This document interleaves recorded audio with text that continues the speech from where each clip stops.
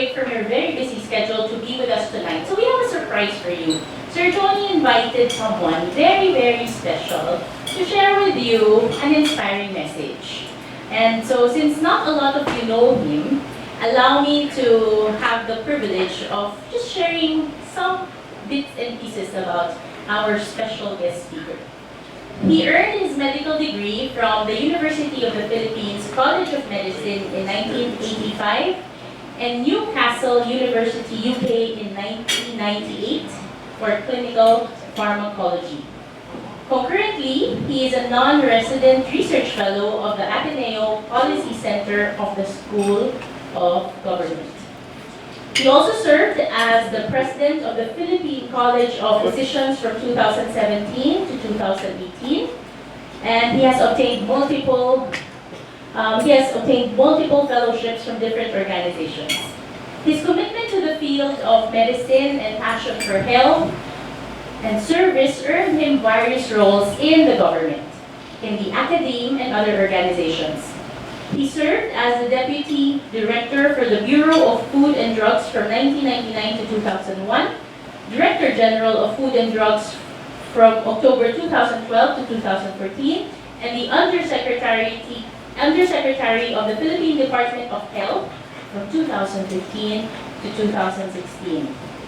He also is a teacher. He taught at the UP College of Medicine, the Ateneo School of Medicine and Public Health, and is also an adjunct faculty at the Asian Institute of Management. He has collaborated with so many organizations and citizens' welfare improvement, and since the mid-2000s, our speaker has held various leadership roles as the president of the Corporate Network for Disaster Response, or CNDR, the founding executive director of the Swellig Foundation from 2001 to 2009, the founding member of the Laban Consumer Inc., and he sits at the board of Arise PH, Julion Foundation Inc., Generica, OML Center for Climate Change Adoption, Card MRI, Boticard Inc., MedGrocer, Equicom Savings Bank, and many others. All of these, you might say, why are we saying all of these?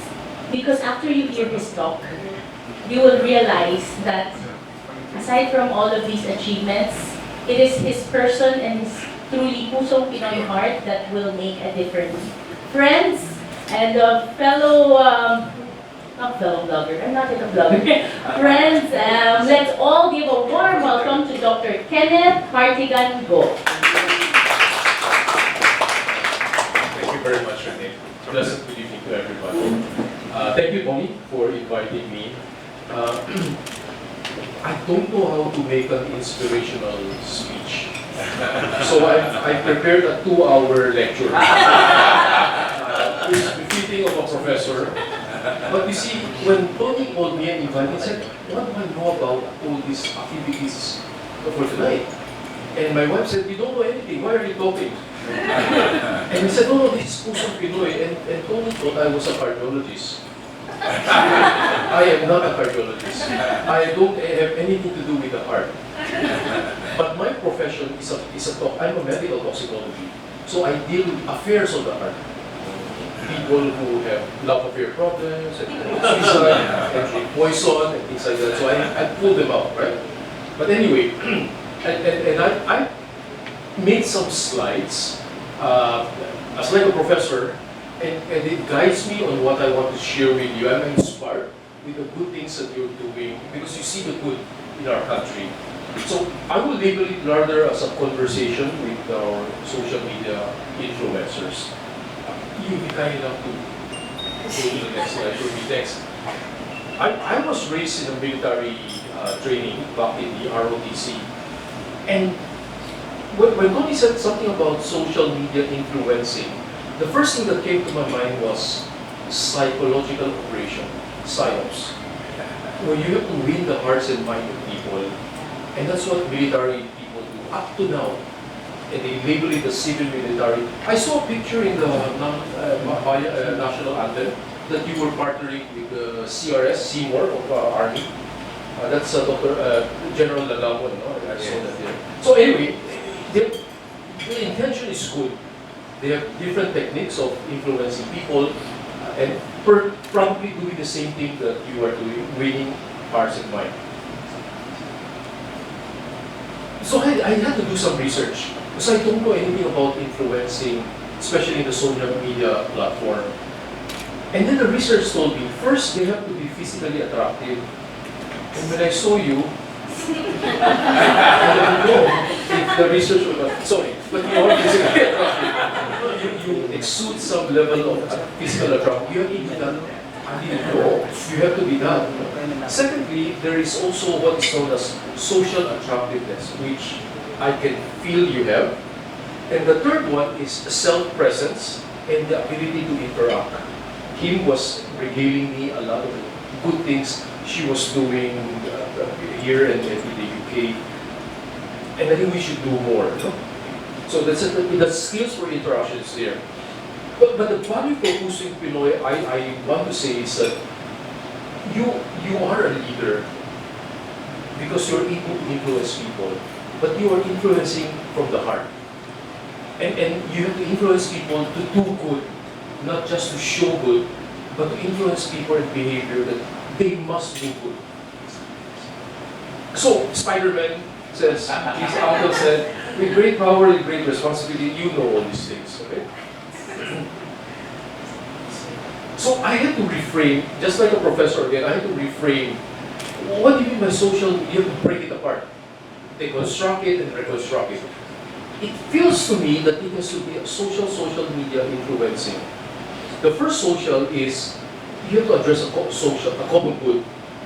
It's not just selling a product. The second one is describing a network, a platform, the society, how you connect. Okay? So it's now clear to me what you are doing. There are two social definitions of social there. Yes. Okay. But then I begin to say there must be, with that great power, you could also do not so good things. And I wonder if there's really a code of conduct among social bloggers. When you influence people, is there a social code of conduct that defines relationship with your viewers? So if I were the public, there are certain questions that has to be asked. Would they create some addiction to what you're doing? Because you're doing good, you're producing nice stuff. Can the person be addicted and want to see more of what you're doing? Addiction isn't really bad, but you have to be careful because they might not be doing productive things anymore because they're hung up in watching what you're doing. So engagement, depth, length of time are parameters that researchers will do to look at whether the public's actually connecting with you and if it's good or bad. The second one is attachment. You make people fall in love with you. You do the things you do.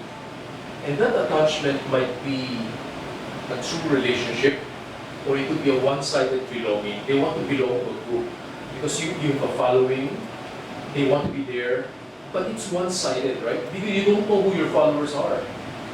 And that relationship is one-way.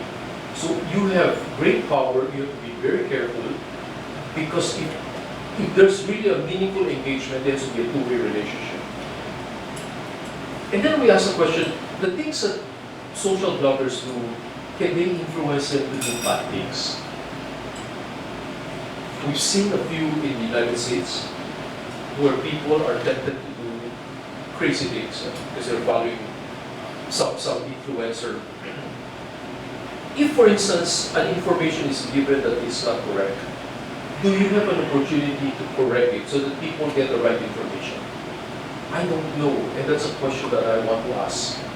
Will they differentiate, will the public differentiate content from the process, and can they self-regulate themselves? So I like to show this picture to say that sometimes when you present an opinion, you're seeing it from one side, and I won't argue with you, it might be correct, but that's the view of something that you see. Another person might be seeing it from another angle and cast a different shadow, a circle versus a rectangle. So they tell us now that in the 21st century, young people now need to possess certain skills. And these are the skills: problem solving, conflict resolution, self-confidence, self-awareness. These are very important, they call soft skills. I'd like to add something more, and I'd like to ask your help in explaining a little bit more to the public what it is.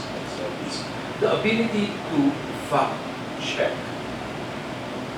Many of our students would go into a website and get some scientific information and then copy, and then they would say, this is it. But they didn't fact check whether it's true or not. It happens to be an opinion, and years later things have changed and they don't know things have changed. So very important skills of the 21st century is teaching people to fact check. And you have a great responsibility, rather an obligation, to help them discern what is right, what is true and what is not true. Thanks. So I asked, how do you get information? The things that you see are rather experiential. What you see, it's a point of fact. What you're getting is you're blogging it. But how do we know that information is correct? There are many items that we teach to our students, especially students who are doing research. How do you know the information is correct, not distorted, coming from one source? How do you validate, how do you triangulate? And how do you guard this information? What are the ethical issues involved with gathering this information and then releasing it? And the dilemma of social influencer, what worries you? And I've researched, and they said that number one, influencers are very interested in chasing their metrics. How many people are watching, how many likes, how many following. And it's okay. That's really a parameter, right? But they're also saying don't be too enamored with those numbers, because there is a discrepancy between the number of followers and the things that you expected to do.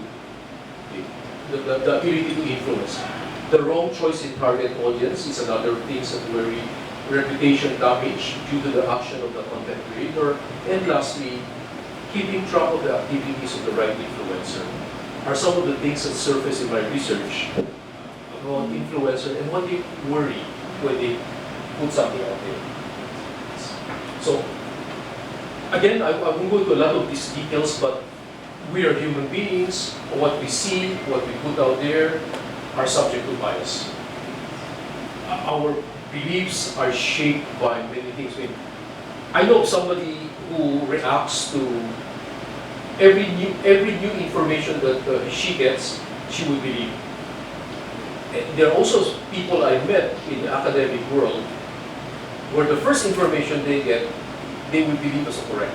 And no amount of information that comes in will change their mind. And these are biases, they're human beings. It's called primacy versus recency effect. Next slide, please. I now want to ask you a very difficult question. I still have 1 hour, right? Are you afraid that one day technology is going to overtake you and you are going to be irrelevant? I refer to artificial intelligence. Can an AI replace you as an influencer?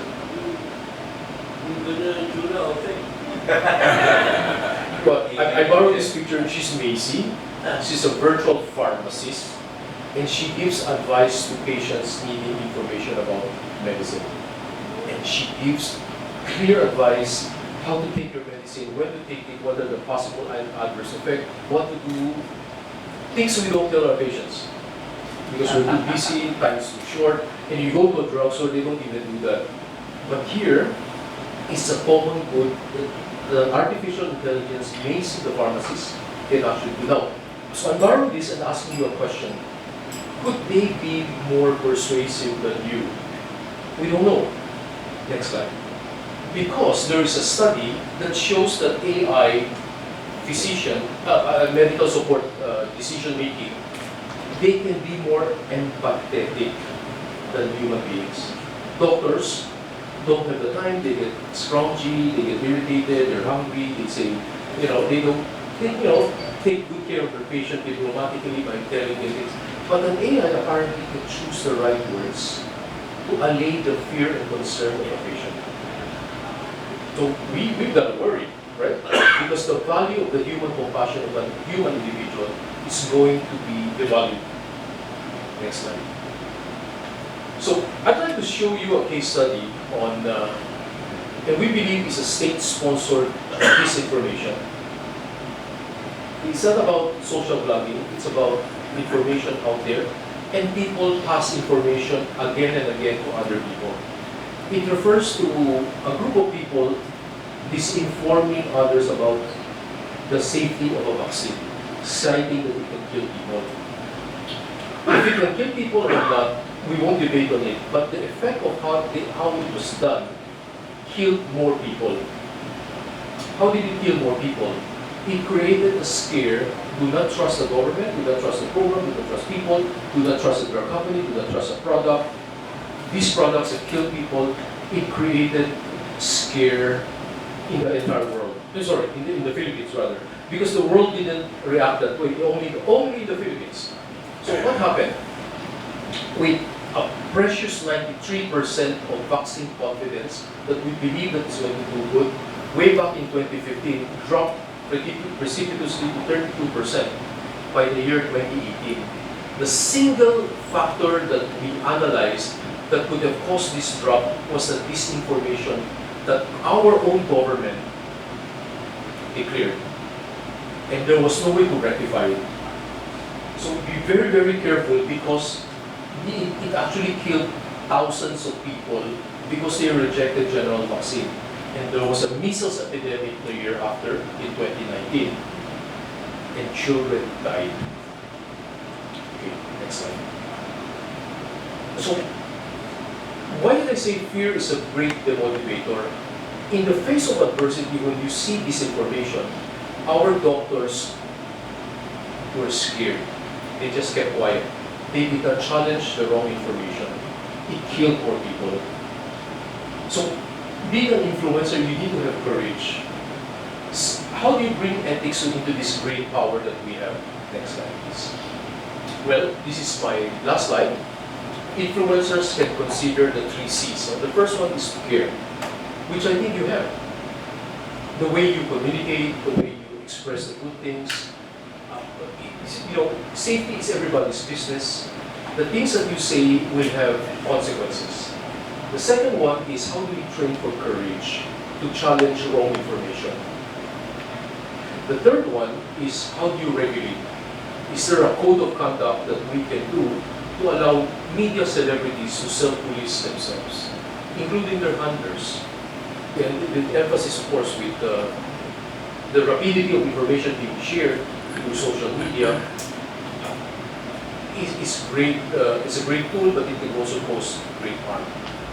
So I end my 2-hour lecture here because I don't think you should. This is my last slide. So I guess I don't give inspirational speech. I don't know how to do that. I crack jokes. I tell you the facts, and I challenge people to think differently. And sometimes they feel uncomfortable. But if you feel uncomfortable, that's good. That means I touch your heart. Pusong Pinoy. Thank you, Don. I have the last question. You can make the world much better for others. Thank you very much. Let's give another round of applause for Dr. Kenneth Harding on the floor.